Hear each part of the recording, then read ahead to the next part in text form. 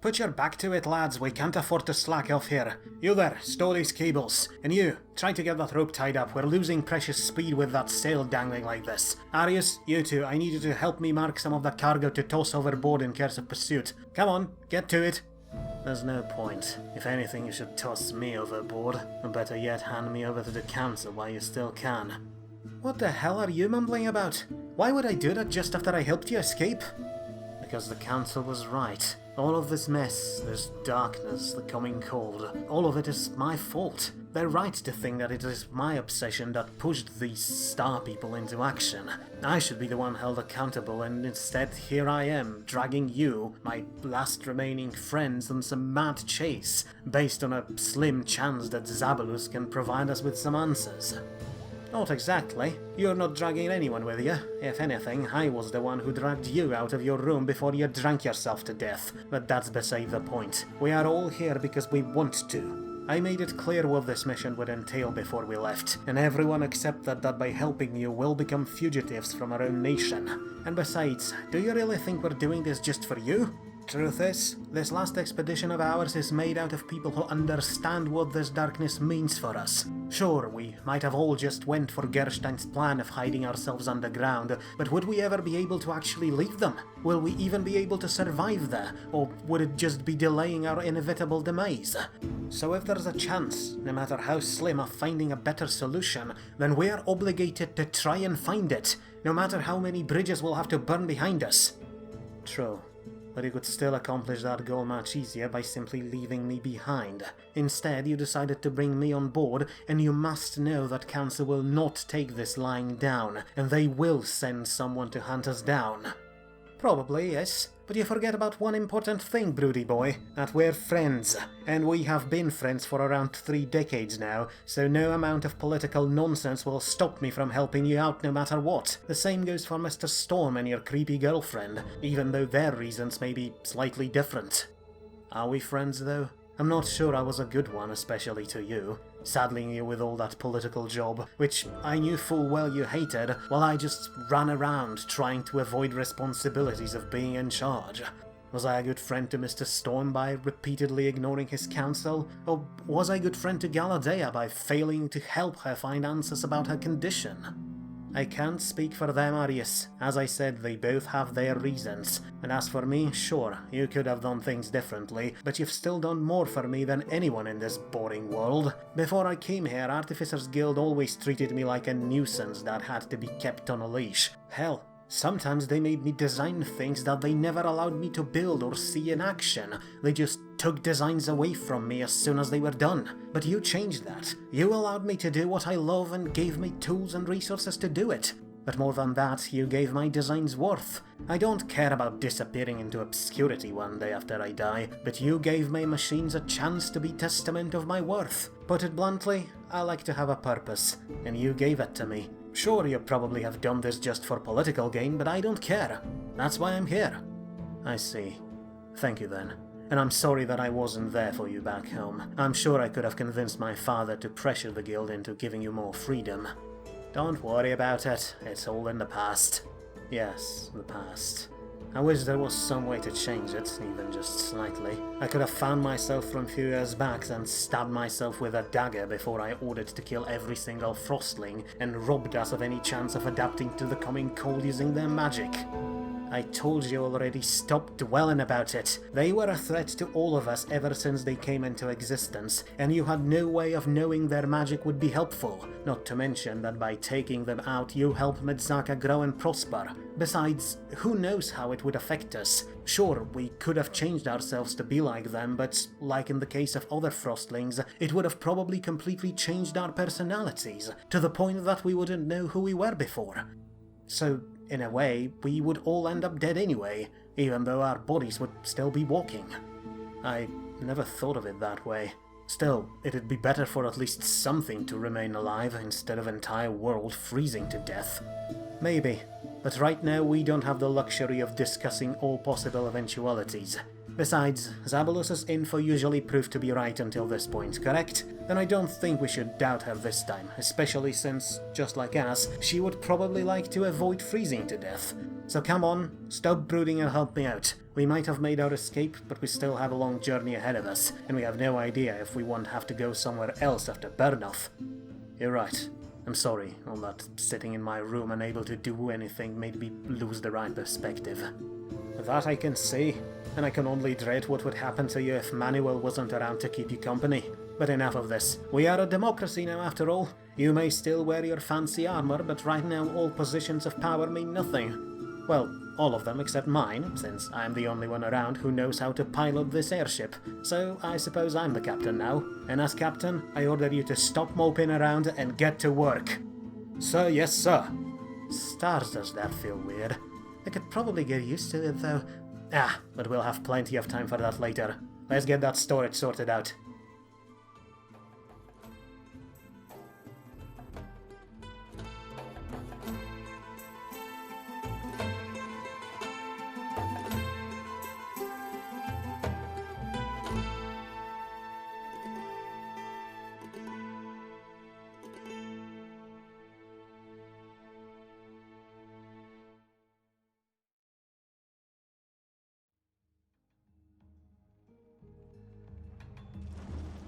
The dark, dim sun set on the horizon, leaving indecisive archipelago, but to cities like Madzaka, once covered in smoke and dust and ash all the time, it made a little difference. The night that fell was a bit darker than usual, and those lucky enough to live above the cloud of smoke could see more stars in the sky, but other than that, life continued mostly as usual. The city of Madzaka rarely slept, and now it seems to actually hum with even more activity as factories and workshops worked day and night, and a steady stream of materials and supplies departed to the south on a long, near-endless procession of cargo ships.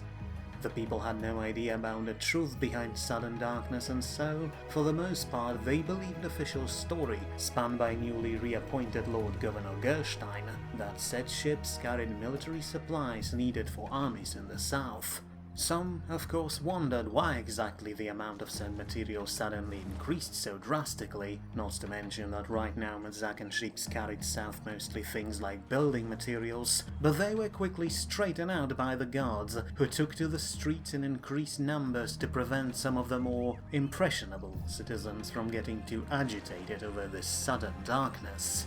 And so, the gears of industry kept turning, districts were kept safe and orderly, and everyone carried on with their lives. The only people who could shed some light on this sudden increase in cargo transport were crews of the ships departed south, and they were keeping their mouths closed, and soon rumors started to spread that the council paid them significant amount of gold to ensure their secrets remained unrevealed.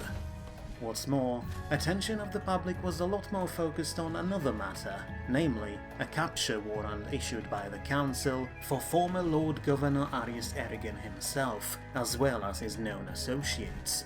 In wanted posters distributed all across the archipelago, they were described as incredibly dangerous and capable of destabilizing entire region with their lies, and so citizens were asked to keep an eye out for them and report any sightings to the government. Said government, however, wasn't actually doing all that much.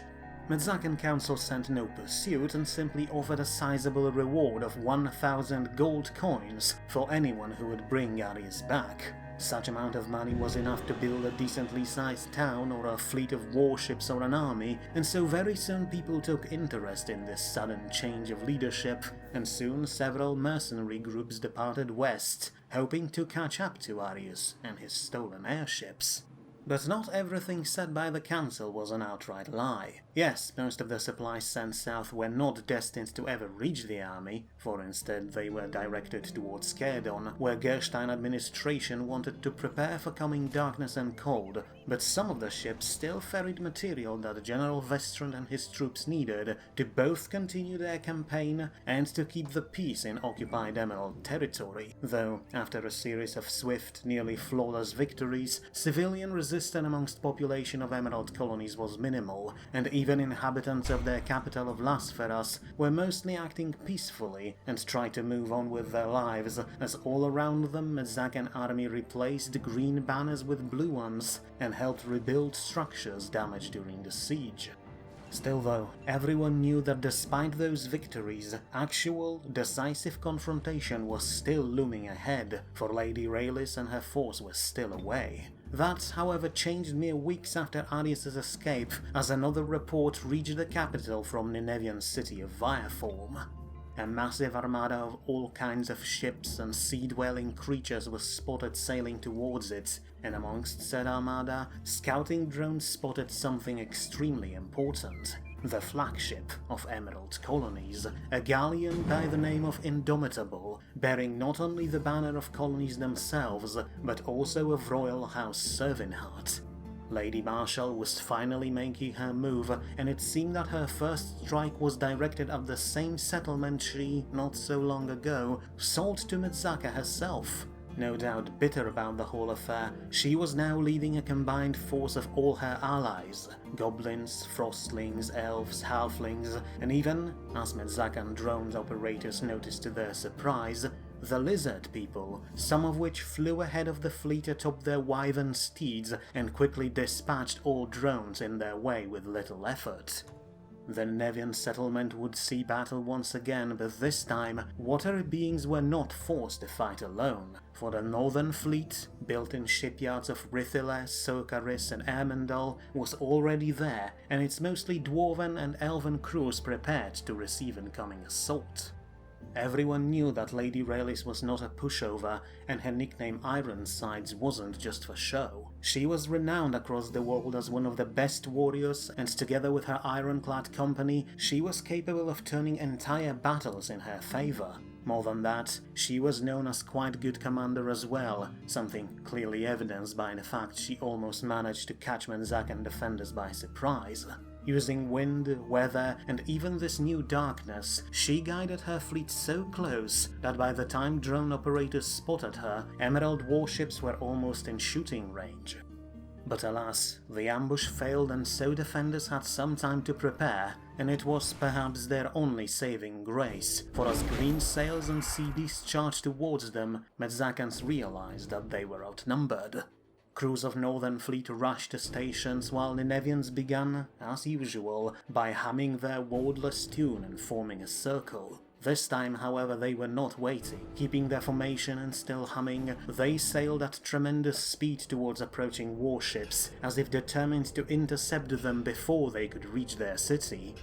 And though it was perhaps understandable, as military maneuver it was not the brightest idea, for Lady Marshall's forces simply split into several groups and began enveloping approaching watery warriors. Seeing that, Northern Fleet broke formation and charged in as well, aware that, on their own, they would be no match for Emerald Fleet. Ninevians played right into Raylis' hand and allowed her to try and use the old defeat and detail tactic, but while it seemed that they took the initiative, Ninevians still had one trick left in store. All of a sudden, without slowing down, their brooding melody erupted with inhuman howls, primal, vengeful shrieks full of nothing but anger. Rain started pouring from the sky in response to these wails, and wind changed every few seconds. One moment, it was a gale from west to east. Seconds later, a gentle breeze from north to south. With such erratic wind, Emerald ships started rocking dangerously on the waves, with some spilling a number of their crew overboard, those who were too surprised by this sudden change to hold on. It was all beyond clear.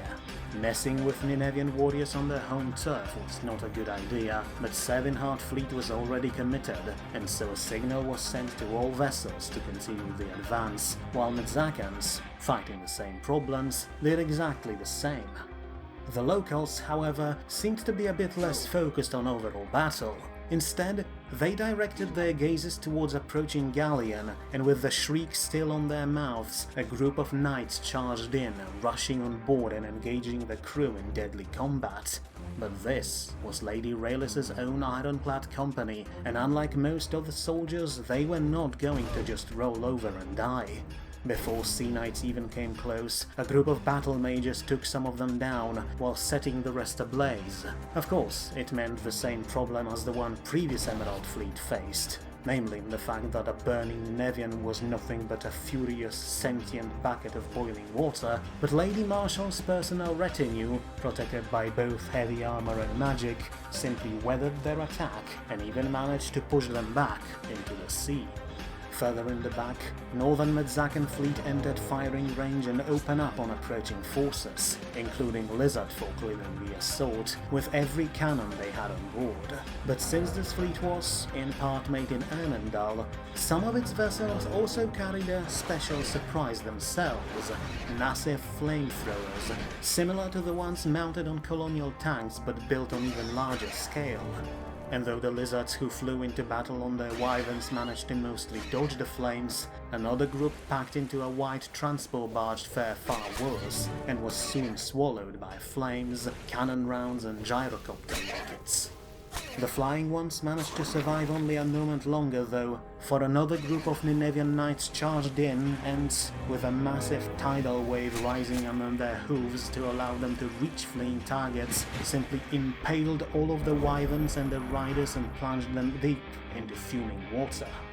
Within few moments, this dragon-like vanguard was completely wiped out, but it seemed that their loss did not bother the rest of enemy fleets too much, and they continued on as if nothing happened. In fact, while defenders were busy dealing with the lizard warriors, the rest of the attackers were able to move into position to strike, launching every missile and spell they could at Madzaka forces. Once again, the Frostlings proved to be most effective here, as their magic allowed them to simply freeze the Ninevians and shatter them, or force colonial ships to stop by turning water around them into ice. But the Cold Ones were few in number, and their spells, while deadly, were not enough to turn the tide. What's more, the initial charge of Ninevian knights, while seemingly suicidal, gave defenders one massive advantage. As was mentioned, Lady Seven had brought to battle a number of sea creatures, including writhing mass of juvenile krakens. Said krakens could cause some very serious damage to the northern fleet, but because the knights were closer, they simply focused on them, and while they were capable of striking some of them down, their attacks were mostly wasted on watery beings who did not care about being dragged underwater and simply fought on even as tentacles dragged them off their horses and carried them deep below the waves. But despite those attacks coming from all directions, the knights seemed focused only on Indomitable and kept leaping on board even though every single time they were repelled by the crew on board. Still, the knights threw themselves at the flagship with suicidal bravery, and soon an entire group was wiped out, but by that time, main Emerald fleet was taken out of the action as well, and only a handful of ships remained, constantly raided by broadsides. A group of goblins approached from another direction and tried to help, but their vessel was simply too unbalanced by erratic waves and moved extremely slowly.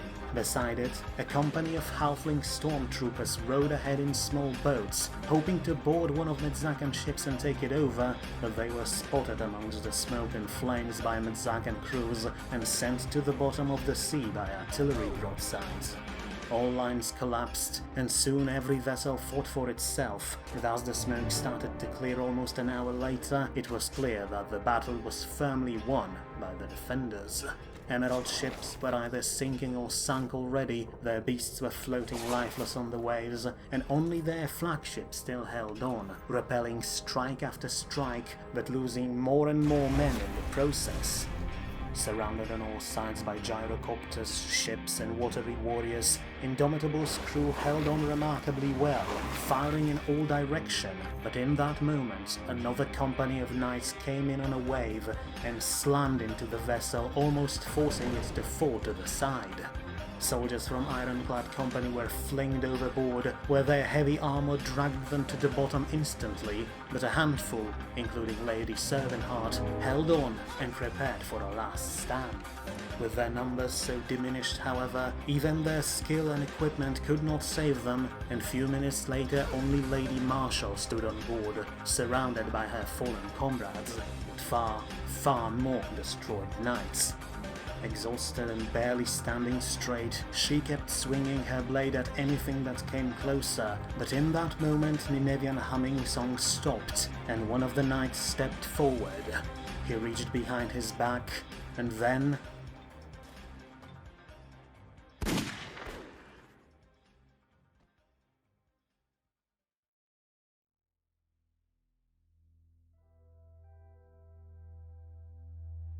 Alright, Professor, this is just too insane, so please repeat that one again.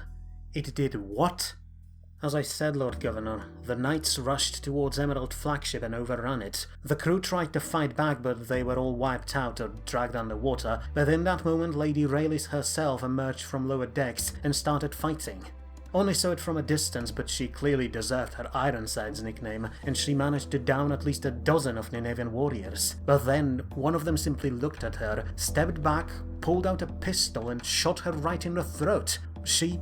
Spare me the gory details, Professor. It's enough that our archivists and chroniclers seem to enjoy them way too much already. But that doesn't matter now. She's dead, and that's the end result. But I'm more interested in the fact that these Ninevian warriors, who you used to call docile for well over a year now, turn out to be so ferocious. Not to mention that I have no idea where they even managed to get a walking gun. Well, we gave them some pistols when we came to them, as gifts and to help them defend themselves, but we never once saw them using said guns or even interacting with them in any way. Believe me, I was just as surprised as you are right now, but there's more to it. I managed to get close before the knight pulled the trigger, and before he did so, he looked at Lady Raylis and said, "For our mother." That was the very first time we heard one of the Ninevians speak our tongue, and the implications of that sentence are simply amazing, especially when paired with our other knowledge. I wish you were a bit more concerned with how Raylis' death will affect us. It certainly will, sir, but can't you see how important that single sentence was? It was perhaps the main missing piece of this puzzle my friends and I here tried to solve ever since we arrived. I always thought their actions reminded me of something, and now I finally know what it is. The way they're almost completely unresponsive most of the time, and just go about their business without interacting with each other or with us. The way they become absolutely terrifying when something threatens their home. And now this implied presence of mother entity can mean only one thing. The Ninevians are like insects. What, like ants or bees? But that would mean that, in their previous assault, Emerald Navy must have killed their queen. But don't ants and bees just wither and die when their queen is gone? Most of the time, yes, but that is mostly because without a queen, insects simply cannot reproduce and die out. In this case, however, we have no clue how Ninevians replenish their numbers, so we can't really follow that theory. But I think that in this case it was a bit different. After all, our watery friends are certainly a bit more advanced than these. I think that this mother was some sort of entity that imposed its will upon the rest of her people, and now that she's gone, they have to figure out everything by themselves from the start. I see. This is quite fascinating indeed, but I'm more concerned about those lizard people you mentioned, and how Emerald forces use them in battle. Yes, they really were quite a sight to behold, even though they couldn't stand up to our warships. Sadly, we were unable to capture even one of them alive, but those bodies that we managed to recover managed to shed some light on this mysterious dragon-like race, and I have to say, what we've learned wasn't exactly pleasant. First and foremost, all of these lizard warriors wore metal collars around their necks, and seemed to have their fangs and claws filed down.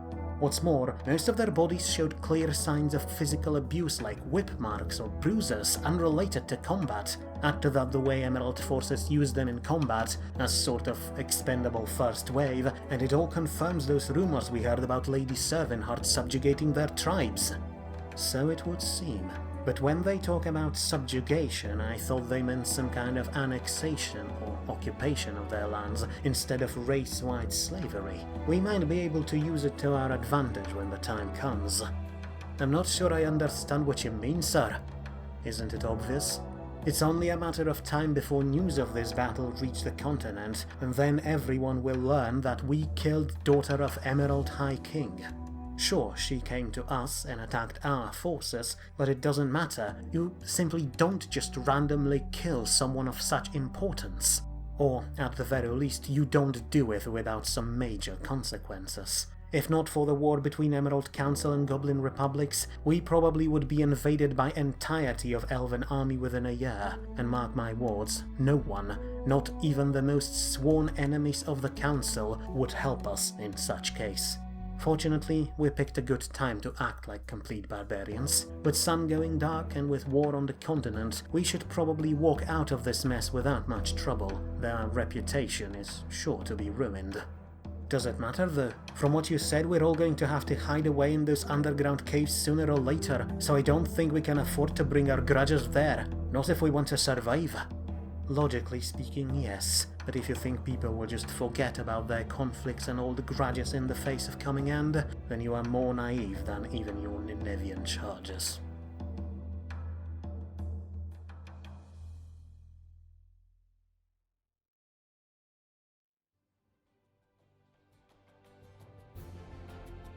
When news about Second Battle of Viaform reached the colonies, they were met with confusion and stunned silence. To harm someone as influential and renowned as daughter of Emerald High King was unthinkable. To kill her in cold blood was simply unimaginable, an act of barbarism on a scale unseen for hundreds of years. Everyone knew that, if not for current situation with war between Council and Republics and dimming of the sun, such an act would not be left unanswered, and the king would only respond with total war until such a disgraceful act was thoroughly punished and avenged. As it stood though, with Emerald forces losing across the entire front, the only thing the king could do was to send an official message denouncing Madzaka as rabid barbarians, and claiming that as soon as the war was over, they would not escape his wrath.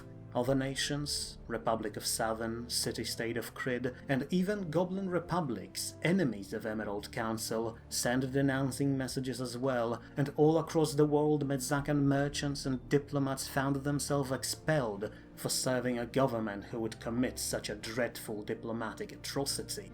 And yet, late Lady Servanheart wasn't as pure as diplomatic channels painted her to be. Something that crews of Medzacan fleet uncovered after the battle. For it was there where they, once again, encountered elusive dragon-like humanoids, except this time they were fighting for Elven Princess.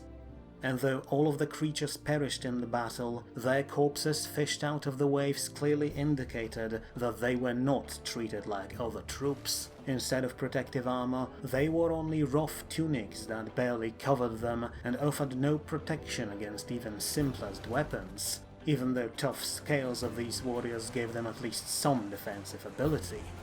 Their stone weapons were crude and poorly made, and their bodies bore clear marks of physical violence and even torture. With their fangs and horns fouled down to bloody stumps, these warriors were rushed into the fray just to provide a distraction and draw fire of Medzacan fleet, and as they were wiped out, no one in Emerald Navy seemed to care about them.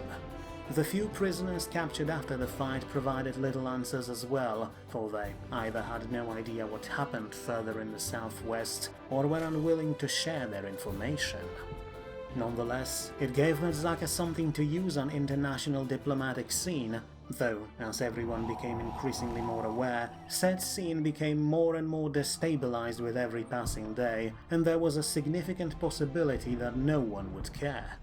Still, officially at least, colonial government launched an investigation to uncover the truth behind bizarre lizard-like warriors, if only to draw public attention away from the still dark sun. Said investigation would lead them deep into territories of Emerald Colonies, but, as it happened, that proved to be much less of an issue than anyone expected. For mere days after news of Lady Raylus's death reached the world, her domain simply collapsed. Using an opportunity provided by the war on the continent, local leaders, mayors, military officers, and even some criminal organizations wasted no time and seized whatever areas they could for themselves, declaring independence from Emerald Council, knowing full well that no retribution would come their way, at least not until the war against the Republic was still raging on.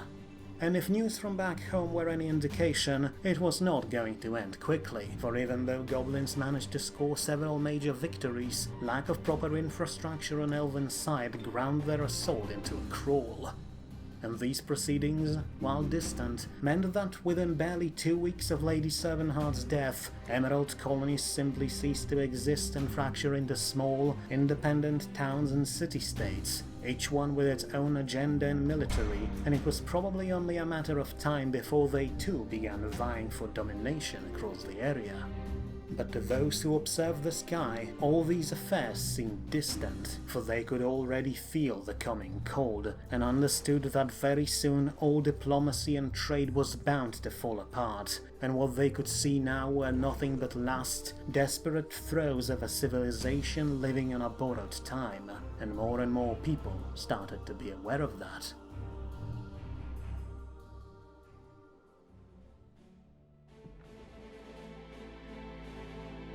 But as this realization began to unofficially spread beyond council halls, more and more people could also work to try and prevent the coming cataclysm.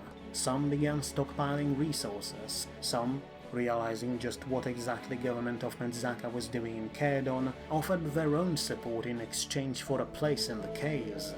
Slowly but surely, general population switched its attention from conflicts and political affairs to matters of their own survival, and even though no official statement was made, general public mood was that of cooperation, though many believed that, with time, it was bound to create even more chaos than any other event in the world.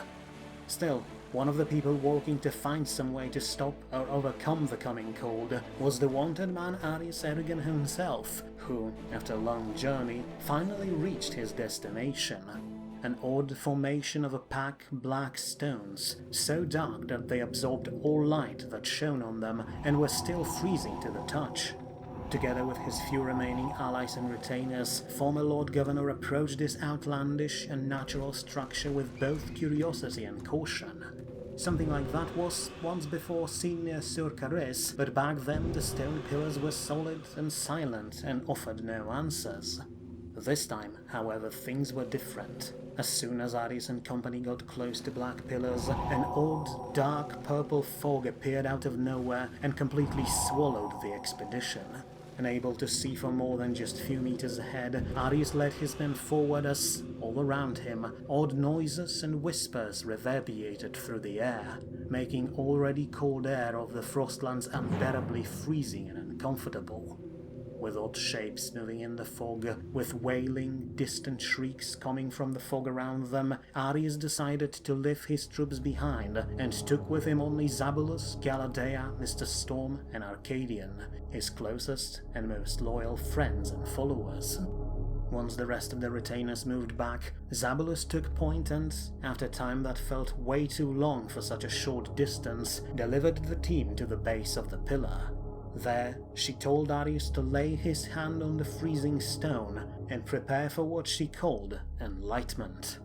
Light, however, was not something that Arius saw. Instead, as soon as he touched the pillar, his vision distorted and he fell to the ground, forced to his knees by overwhelming pain in his head, something that, judging by shouts around him, also happens to his followers.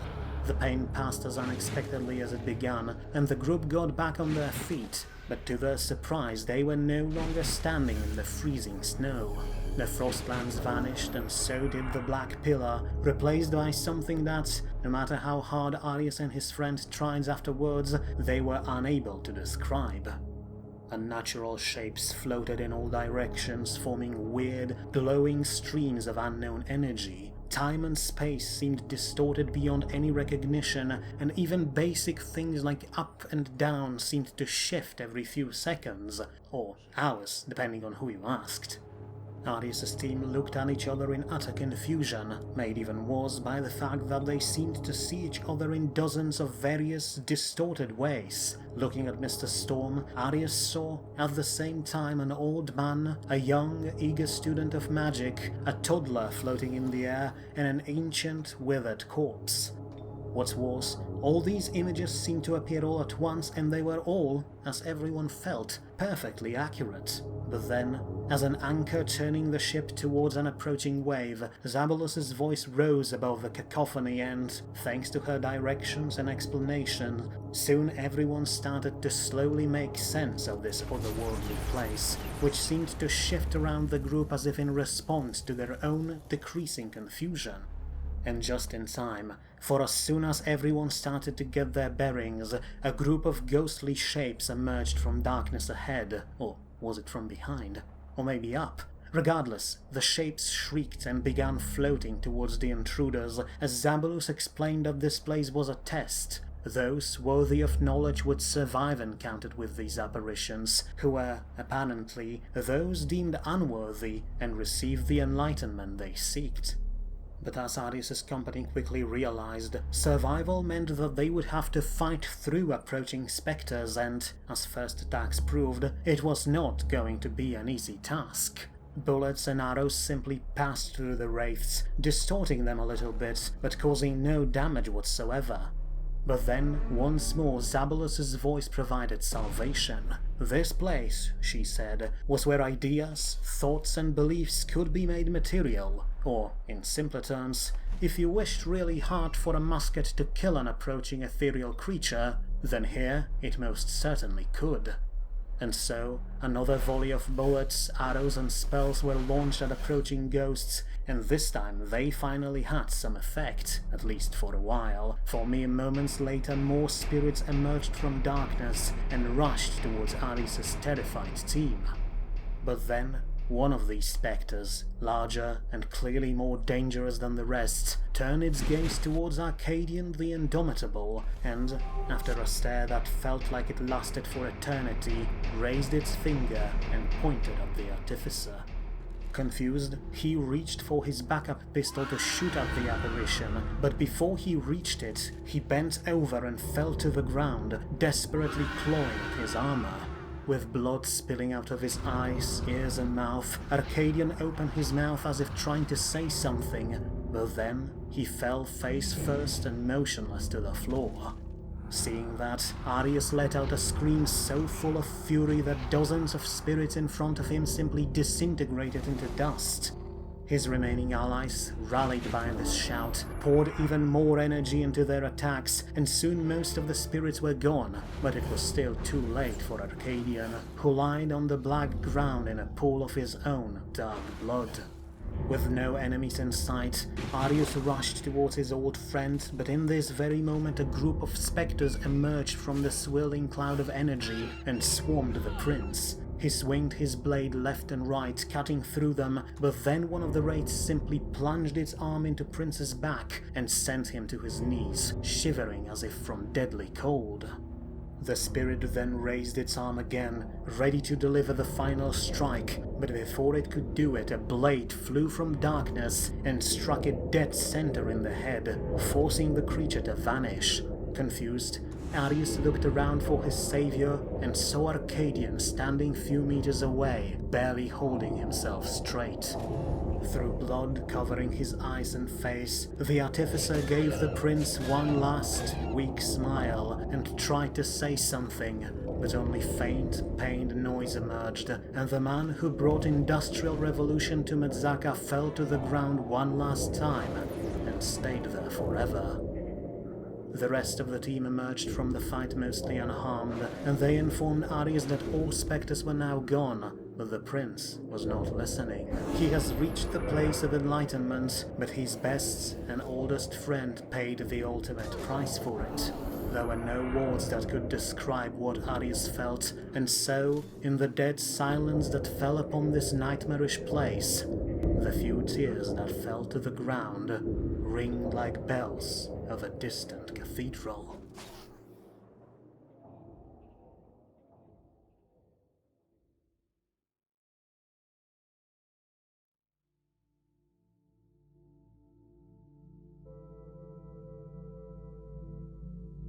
Arius, you have to snap out of it. You've been staring at him for almost an hour now, but we can't stay here. We don't know if this place is safe. Can we do anything for him? I'm sorry, Arius, but it's beyond anything I know. As I said many times before, once someone truly dies, there's nothing I can do other than reanimating his corpse, and I doubt you'd want that. No, that's not what I meant. Damn it, how the hell did that even happen? That thing just pointed at him and he just fell. He fell because he wasn't worthy of our knowledge. His demise was the only way we could guarantee your salvation. What? What the hell are you talking about, you freak? He was the smartest one of us here. If there was any chance of anyone making sense of whatever is happening, he was that person.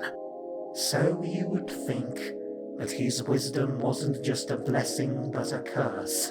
He would become corrupted by the knowledge you seek, and would do all in his power to prevent our survival. And once we learned that, we had to remove him. You don't know that! Hold on, we? Wait, you are not Zabalus. She never talked about herself like that. What the hell are you?